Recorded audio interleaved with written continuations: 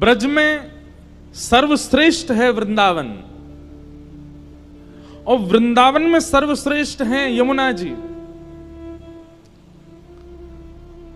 और यमुना जी से भी ज्यादा श्रेष्ठ हैं श्री गोवर्धन, और गोवर्धन से भी ज्यादा श्रेष्ठ है राधा कुंड, श्याम कुंड और फिर राधा कुंड।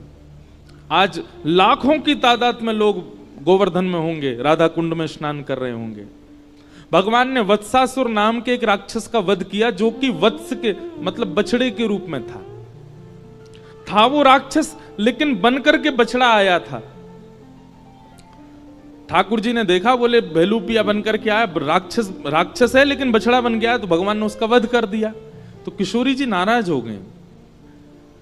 ठाकुर जी बोले आप हमसे नाराज क्यों हो गए? बोले आप गौ चालक बनते हो, गौ रक्षक बनते हो, गौ सेवक बनते हो, बछड़ा मार दिया। बोले वो बछड़े के रूप में है तो वो राक्षस। तो हमारी किशोरी जी बोले कुछ भी हो, था तो बछड़े के रूप में ना, आपको नहीं मारना था। अब आप हमसे दूर रहो, हम आपसे बात नहीं करेंगे। तो ठाकुर जी बड़े मनाने लगे। तब किशोरी जी बोली नवीन कुंड का निर्माण आप करो और उस कुंड में स्नान करो, तब आप पवित्र होगे, तब हम आपसे मिलेंगी। तब ठाकुर जी ने कृष्ण कुंड का निर्माण किया, जिसको श्याम कुंड भी कहते हैं।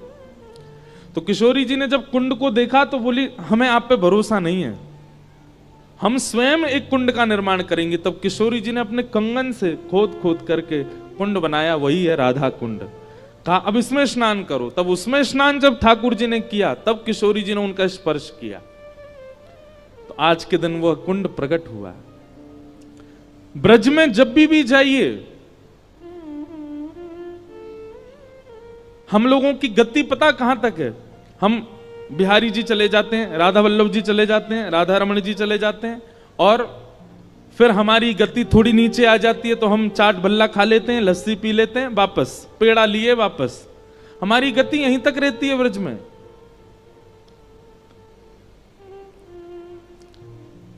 बार बार ब्रज में एक ही स्थान मत जाइए। ब्रज बहुत विकसित है। ब्रज जब आपको स्वीकार करेगा तो अपने अंदरूनी रूप का दर्शन कराएगा। ब्रज में जब जाइए, गिरिराज जी की परिक्रमा जरूर करके आओ, श्री गोवर्धन नाथ जी को प्रणाम करके आओ। जिनको आप पूजने जाते हो वो उनके भी इष्ट हैं, ठाकुर जी भी उनको वंदन करते हैं, पूजते हैं। आपको पता है गिरिराज जी कैसे हैं? ये गौ आकार हैं, पूरा पर्वत गैया के रूप में है। वहीं रास्ते में जब आप परिक्रमा लगाते हैं तो राजस्थान पड़ेगा बीच में थोड़ी देर के लिए, पूछरी और जतीपुरा। तो उसका नाम पूछरी क्यों है? क्योंकि वहां गौ आकृति वाले श्री गिरिराज जी की पूंछ है। वो गौ की आकार में है ना गिरिराज पर्वत, तो वहां पूंछ है, इसलिए उसको पूछरी बोलते हैं। वहां पूछरी के लौठा विराजमान है, जिनकी हम रोज जय जयकार करते हैं, पूछरी के लौठा की। अब तो सबको याद हो गया। पूछरी के लौठा कौन है? श्री हनुमान जी महाराज। महादेव ठाकुर जी से इतना प्रेम करते हैं, हमारे महाकाल भगवान श्री कृष्ण से इतना प्रेम करते हैं कि उनके प्रेम के भाव को स्वीकार करने के लिए अनेक रूप महादेव धारण करते हैं।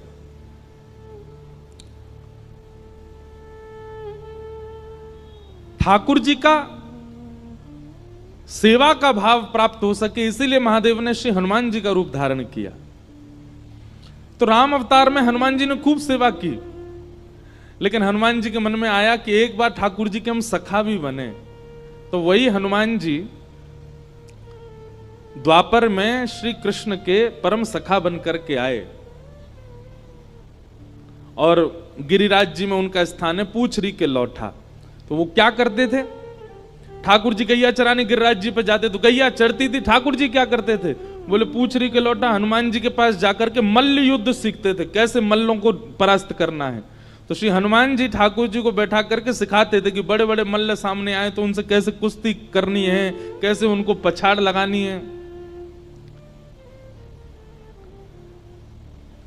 जब भगवान ब्रज छोड़ करके जा रहे थे, सब ब्रजवासियों से कह के गए मैं परसों आ जाऊंगा, तो हनुमान जी भी आए। बोले अब कुश्ती सीखने नहीं आओगे? बोले नहीं, आपकी सिखाई कुश्ती से ही कंस को परास्त करने जाएंगे हम। बोले अब कब लौट के आओगे? बोले हम जल्दी आएंगे। तो बोले मैं कहां जाऊं? बोले आप गिरिराज जी पूछ रही पई विराजो, मैं जल्दी लौट के आऊंगा। आज भी पूछरी के लौटा वहां प्रतीक्षा कर रहे हैं कि श्री ठाकुर जी आ रहे होंगे। इसलिए जो भी गिरिराज जी की परिक्रमा करने जाता है उनको जरूर प्रणाम करता है। श्री हनुमान जी महाराज वहां विराज रहे हैं।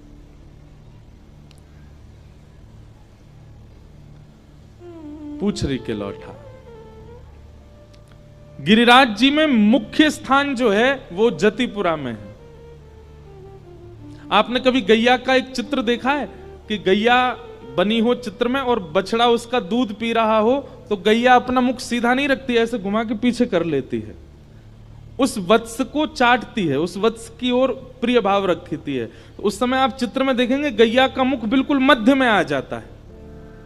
तो इसलिए जतिपुरा जो है वो मध्य स्थान है। मानो गिरिराज जी पीछे मुड़ करके श्री कृष्ण रूपी वत्स को स्नेह दुलार कर रहे हैं, इसलिए मुख्य स्थान गिरिराज जी में जतिपुरा है, उनको मुख्य स्थान माना जाता है। तो ऐसे गिरिराज जी की परिक्रमा करने जाया करो। श्री राधा कुंड कृष्ण कुंड में स्नान किया करो। स्नान नहीं कर सकते तो आचमन किया करो, और आचमन नहीं कर सकते तो कम से कम थोड़ी देर बैठ करके वहां पर आपको जो स्तुति आती है, आपको जो भजन आते हैं, आपको जो कीर्तन आते हैं, आपको जो नाम आता है, किशोरी जी को सुनाओ। वो साक्षात किशोरी जी का सचल जल स्वरूप है राधा कुंड। अभी कार्तिक मास में ऐसी परिक्रमा चल रही होगी राधा कुंड की, गिरिराज जी की अलग, राधा कुंड की दे रहे होंगे सब, और किशोरी जी को कोई राधा कृपा कटाक्ष सुनाता। अच्छा, एक प्रश्न मुझसे किसी ने कहा, महाराज जी हम किशोरी जी को ही राधा कृपा कटाक्ष क्यों सुनाते हैं? किशोरी जी का ही नाम किशोरी जी को ही क्यों सुना रहे हैं? वास्तविकता तो ऐसी है कि जब हम किशोरी जी का कोई भी गुणगान गाते हैं, हमारी भावना ऐसी है कि हम किशोरी जी को सुना रहे हैं, पर वो किशोरी जी नहीं सुनती, सामने बैठकर के श्याम सुंदर सुनते हैं। इसलिए ब्रज में सब राधे राधे क्यों कहते रहते हैं? किशोरी जी भी राधे राधे बोलती हैं, स्वयं अपना नाम ही किशोरी जी बोलती घूमती हैं पूरे कुंज में। निकुंज की लीला में वर्णन आता है कि किशोरी जी भी जब सखियों के बीच में बैठती हैं तो सब सखियों से कहती हैं कीर्तन करो। तो क्या कीर्तन करें? बोले श्री राधा यही कीर्तन करो। एक दिन ललिता विशाखा के चित्त में ये प्रश्न उठा, बोले किशोरी जी अपने नाम का ही कीर्तन करवा रही हैं। एक दिन जिज्ञासा बस पूछा कि आप अपने नाम का कीर्तन क्यों करवा रही हो?